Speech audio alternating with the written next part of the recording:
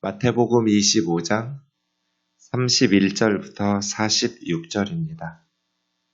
인자가 자기 영광으로 모든 천사와 함께 올 때 자기 영광의 보좌에 앉으리니 모든 민족을 그 앞에 모으고 각각 구분하기를 목자가 양과 염소를 구분하는 것 같이 하여 양은 그 오른편에 염소는 왼편에 두리라. 그때 임금이 그 오른편에 있는 자들에게 이르시되 내 아버지께 복받을 자들이여 나와 창세로부터 너희를 위하여 예비된 나라를 상속받으라. 내가 줄일 때 너희가 먹을 것을 주었고 내가 목마를 때 마시게 하였고 나그네 되었을 때 영접하였고 헐벗었을 때 옷을 입혔고 병들었을 때 돌보았고 옥에 갇혔을 때 와서 보았느니라. 이에 의인들이 대답하여 이르되 주여 우리가 어느 때 주께서 줄이신 것을 보고 음식을 대접하였으며 목마르신 것을 보고 마시게 하였나이까. 어느 때 나그네 된 것을 보고 영접하였으며 헐벗으신 것을 보고 옷 입혔나이까. 어느 때 병드신 것이나 옥에 갇히신 것을 보고 가서 배웠나이까 하리니. 임금이 대답하여 이르시되 내가 진실로 너희에게 이르노니 내가 여기 내 형제 중에 지극히 작은 자 하나에게 한 것이 곧 내게 한 것이니라 하시고 또 왼편에 있는 자들에게 이르시되 저주를 받은 자들아 나를 떠나 마귀와 그 사자들을 위하여 예비된 영원한 불에 들어가라. 내가 줄일 때 너희가 먹을 것을 주지 아니하였고 목마를 때 마시게 하지 아니하였고 나그네 되었을 때 영접하지 아니하였고 헐벗었을 때 옷 입히지 아니하였고 병들었을 때와 옥에 갇혔을 때 돌보지 아니하였느니라 하시니 그들도 대답하여 이르되 주여 우리가 어느 때 주께서 줄이신 것이나 목마르신 것이나 나그네 되신 것이나 헐벗으신 것이나 병드신 것이나 옥에 갇힌 것을 보고 공양하지 아니하더이까. 이에 임금이 대답하여 이르시되 내가 진실로 너희에게 이르노니 이 지극히 작은 자 하나에게 하지 아니한 것이 곧 내게 하지 아니한 것이니라 하리니 그들은 영벌에 의인들은 영생에 들어가리라 하시니라. 아멘. 마태복음에는 5개의 설교집이 있습니다. 첫 번째가 5, 6, 7장 산상설교이고요.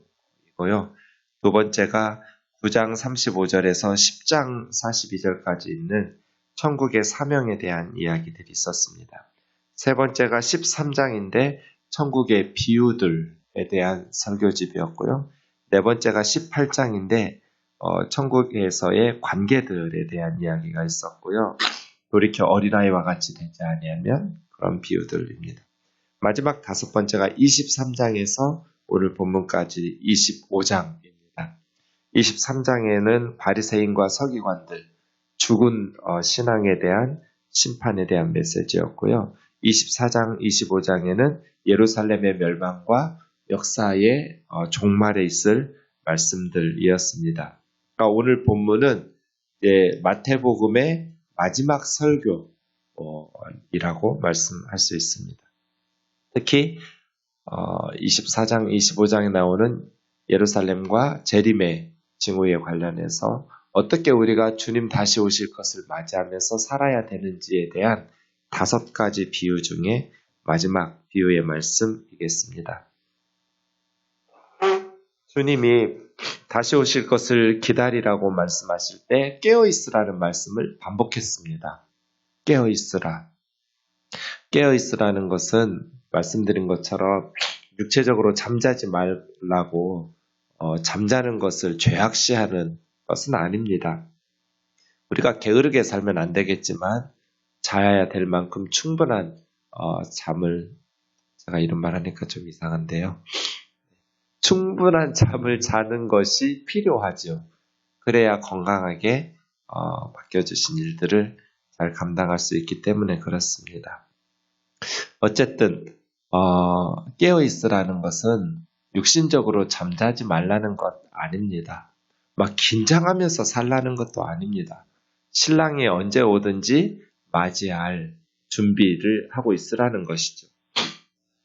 그렇게 어떻게 준비하는 것을 구체적으로 또 주님은 말씀하고 있었습니다. 신실한 종, 주님께서 맡겨주신 집 사람들을 적절한 시간마다 때에 따라 양식을 주고 잘 돌보는 착하고 충성된 종처럼 말이에요. 악하고 게으른 악한 종처럼 맡긴 집사람들을 때리고 술 취하는 친구들과 함께 취해 사는 것은 어리석은 삶이죠. 또 지혜로운 처녀처럼 충분히 신랑이 더디 오더라도 맞이할 수 있는 기름, 믿음이겠죠. 그것을 준비하고 있는 것. 어리석은 다섯 처녀처럼 기름을 충분히 준비하지 못해서 신랑의 잔치에 참여하지 못하는 일 없도록. 이건 막 재림이 곧 올 거를 막 안다라면서 거기까지만 준비하는 그런 믿음을 경고하는 것이겠죠. 또 어제 우리가 본 것처럼 5달란트, 2달란트 맡은 사람처럼 착하고 충성된 종이라 칭찬받을 수 있죠. 1달란트 받은 사람처럼 악하고 게으르고 무익한 종 되지 않는 삶. 주님께서는 구체적인 예들을 드시면서 어떻게 재림의 주님을 기다리면서 성도들이 살아야 되는지 두 부류가 있음을 계속해서 말씀하고 있습니다. 오늘 본문도 마찬가지죠. 34절에 복 받을 자들이 있고 41절에 저주받을 자들 두 부류로 있죠. 맷돌을 가는 두 여인 중에 하나는 천국에, 하나는 심판에. 밭을 가는 두 사람 중에 하나는 천국에, 하나는 심판에. 둘로 나뉘는 거죠. 신실한 종이 있고 악한 종이 있고 지혜로운 다섯 처녀가 있고 어리석은 다섯 처녀가 있고 착하고 충성된 종이 있고 악하고 게으른 종이 있고 31절입니다. 인자가 자기 영광으로 모든 천사와 함께 올 때 24절 30절 24장 30절 44절에서 말씀하신 그대로입니다. 모든 천사와 함께 주님 다시 오실 때 자기 영광의 보좌에 앉으리니 모든 민족을 이 모든 민족도 24장 14절에서도 모든 민족에게 복음이 전파되어야 끝이 온다라는 그리고 이 모든 민족은 다시 28장 19절에 보면 너희는 모든 민족에게 가서 복음을 전파해서 아버지와 아들과 성령의 이름으로 세례를 베풀고 모든 민족 그 앞에 모으고 각각 구분하기를 목자가 양과 염소를 구분하는 것 같이 염소는 밤에 좀 더 따뜻하게 해줘야 된다고 그래요. 그래서 양과 염소를 구분하는 목자처럼 마지막 주님이 재림하실 때도 양과 염소를 구분하는데 양은 오른편에 염소는 왼편에 그때 임금이 예수 그리스도시죠. 재림하신 예수님 임금이 오른편에 있는 사람들에게 내 아버지께 복을 받을 자들에 나와 창세로부터 너희를 위하여 예비된 나라를 상속받으라. 창세로부터 너희를 위해서 준비된 나라 6가지로 말해요. 염소들에게도 6가지로 말하죠. 똑같아요. 첫째, 내가 굶주릴 때 먹을 것을 주었다. 둘째, 목마를 때 마시게 하였다. 셋째, 나그네 되었을 때 영접하였다. 넷째, 헐벗었을 때 옷을 입혀주었다. 다섯째, 병들었을 때 돌봐주었고 마지막 6번째, 감옥에 갇혔을 때 와서 도와주었다. 의인들이 말하는 거예요. 우리가 어느 때 주님이 굶주리신 것 보고 음식 대접하고 목마르신 것 보고 마시게 하였고 우리가 언제 나그네 되신 것을 40절 내가 여기 내 형제 중에 제자들이나 성도들 아니에요? 12사도에게 한 것 아니고 곤궁한 처지에 있는 모든 세상 사람들이 예수님의 형제랑 형제 내 형제 중에 재림하실 임금 예수 그리스도께서 지극히 가난한 사람들, 굶주리고 헐벗은 사람들을 형제라고 부르는 내 형제, 예수님의 형제. 우리가 예수님이라면 어떻게 굶주리는 사람을 모른 척 하겠어요?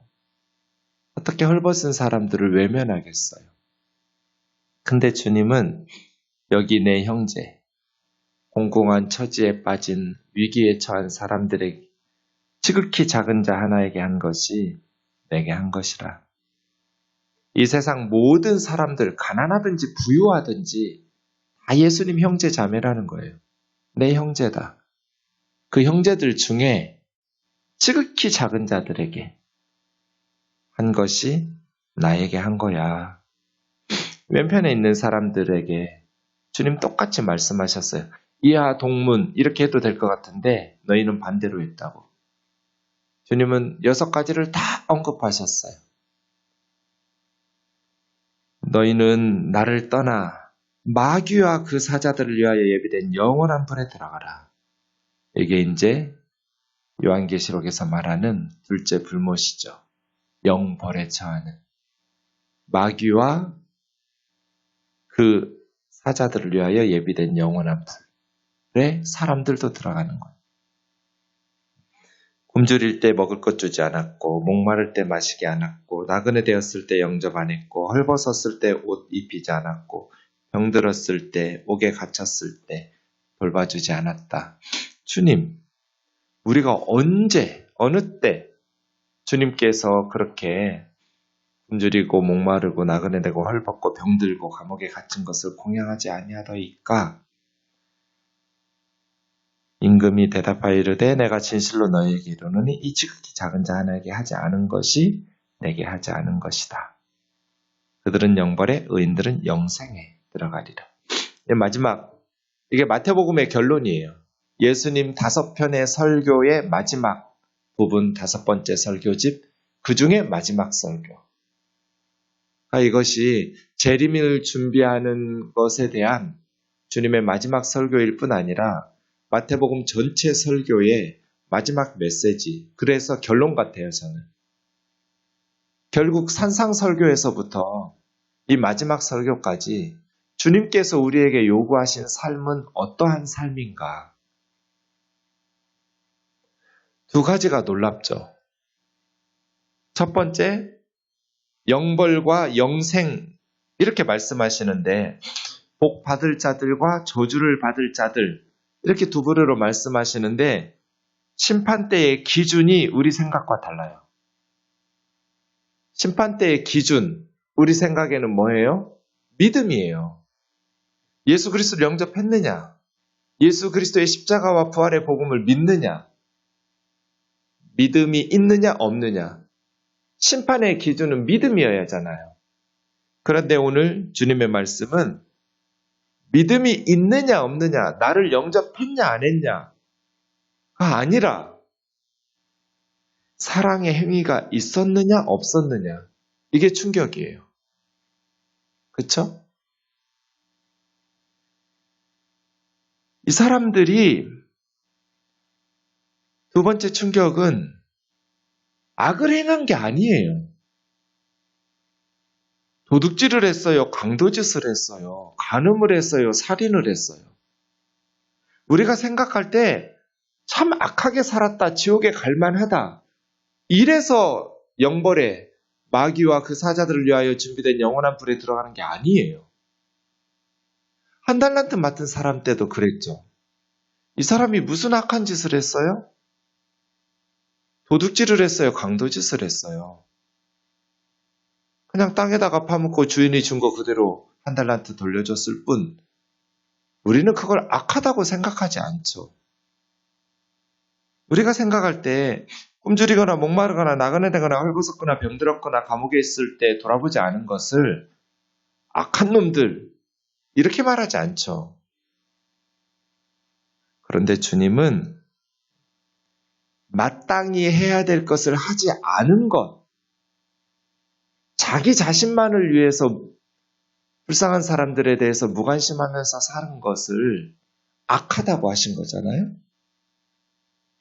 그래서 어제도 우리가 살펴보았지만 거룩이라는 것, 경건이라는 것이 세상의 더러운 것에 물들지 않기 위해서 무슨 산속에 들어가고 기도원에 들어가고 수도원에 들어가서 기도하면서 사는 게 거룩이 아니다.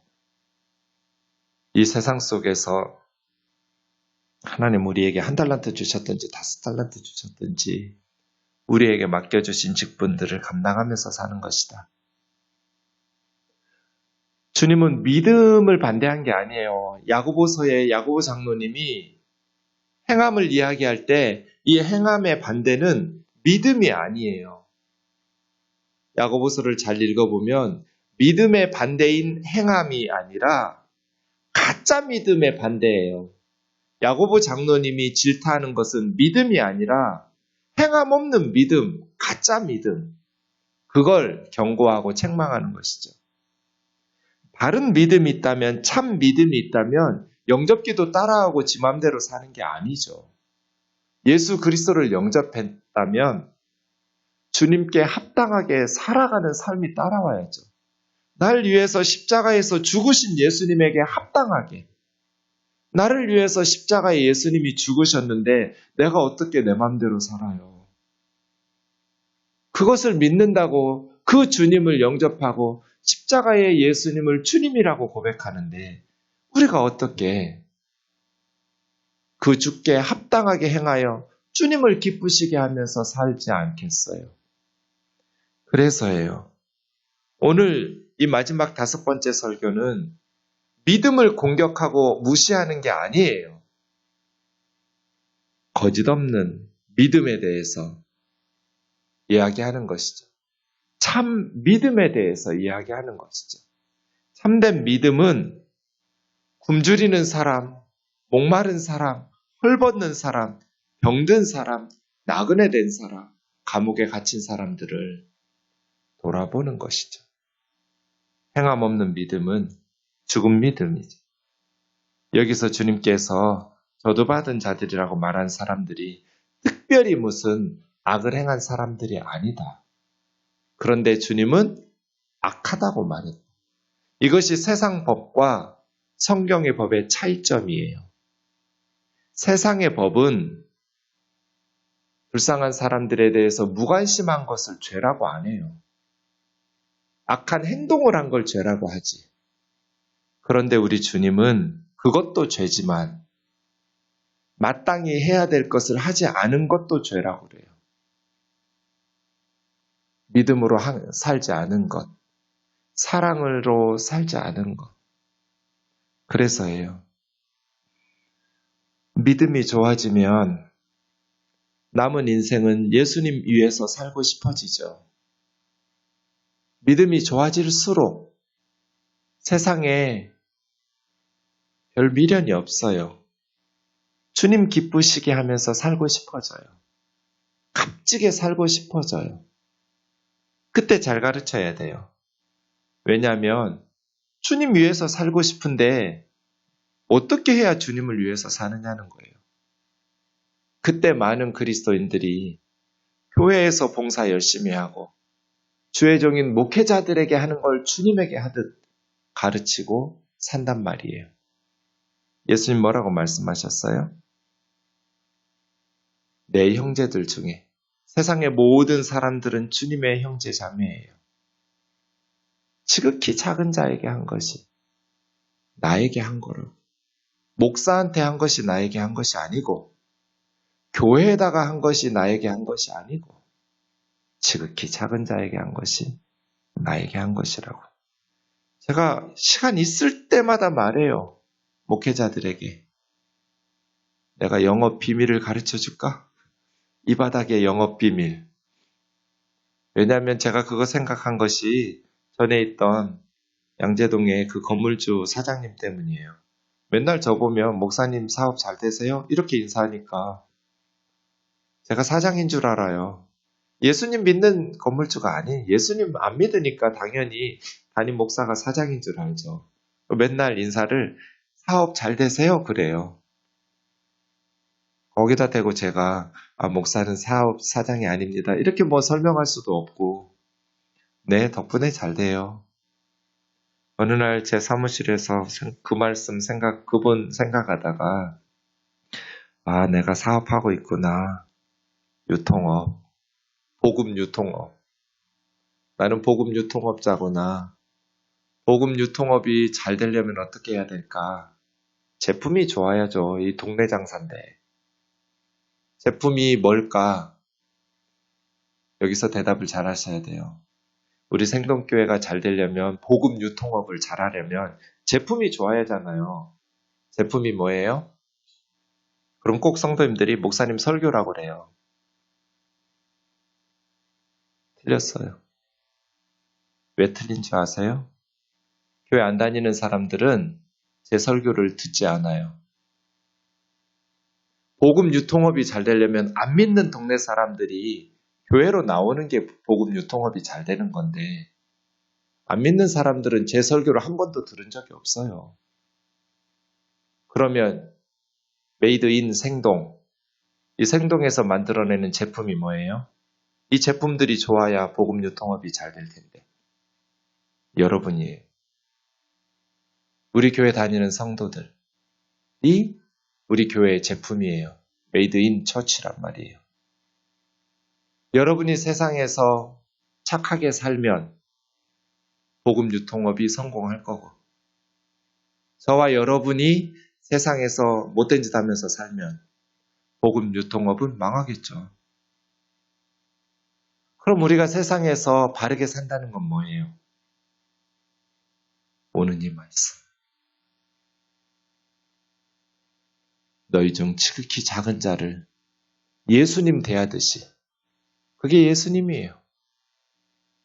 교회 목회자들로 치면 담임 목사는 돈을 제일 많이 받잖아요. 그러니 담임 목사가 아니라 신대원 다니는 전도사님들이에요. 어려워요. 그때는 저도 참 어려웠어요. 책 한 권 사는 것도 고민해야 돼요. 그래서 월요일이면 하루 종일 서점이나 도서관에서 살아요. 책 살 돈이 없으니까. 주님을 위해서 살고 거기서 싶어져요. 읽고 외우고. 그때 어떻게 주님을 위해서 살 수 있는가를 구체적인 방법을 물으실 때 오늘 이 말씀을 기억하세요. 나는 어떻게 주님을 위해서 살 수 있는가? 이 말씀이 재림을 준비하고 기다리고 있는 성도들의 하루하루의 마땅한 삶. 기도하겠습니다. 사랑하는 하나님 아버지, 교회는 믿음이 좋아질수록 주님을 위해서 살고 싶어하는 성도들에게 이 말씀을 가르치지를 못했습니다. 주의 종을 잘 섬겨야 복받는다는 성경에도 없는 말, 주의 종을 잘 섬겨야 복받는다고 말했는데 사실은 그 주의 종은 모든 이 땅의 사람들, 그 중에 특별히 지극히 가난한 자들, 헐벗고 굶주리고 눈물 쏟고 있는 자들을 주님께서는 나에게 한 것이라고 가르치셨습니다. 이것이 복음이고 이것이 참된 믿음일진데 우리의 신앙을 다시 새롭게 주님 앞에서 말씀으로 바로잡게 도와주시옵소서. 주위를 둘러보아서 눈물 흘리고 있는, 한숨 짓고 있는 이들을 그들을 위하여 기도하고 그들을 위하여 물질과 시간을 함께 나눌 수 있는 저희들이 되게 하여 주옵소서. 예수님의 이름으로 기도하옵나이다. 아멘.